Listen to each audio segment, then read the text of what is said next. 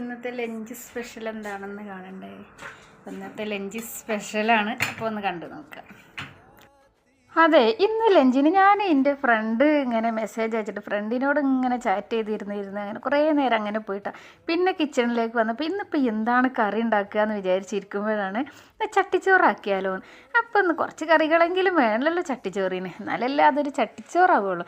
അങ്ങനെ പെട്ടെന്ന് തന്നെ തക്കാളി ചട്നി ഉണ്ടാക്കി. തക്കാളി അങ്ങനെ കടുക് ഇട്ടിട്ട് ഉണ്ടാക്കണതല്ലേ തക്കാളി കൂട്ടാൻ എന്നാണ് നമ്മൾ പറയുക. അതുണ്ടാക്കി.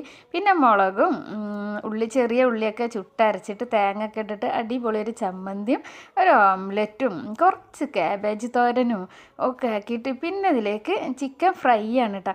അപ്പോൾ ഒരു ഫിഷും കൂടി ഉണ്ടെങ്കിൽ ഒന്നും കൂടി സെറ്റായിരുന്നു.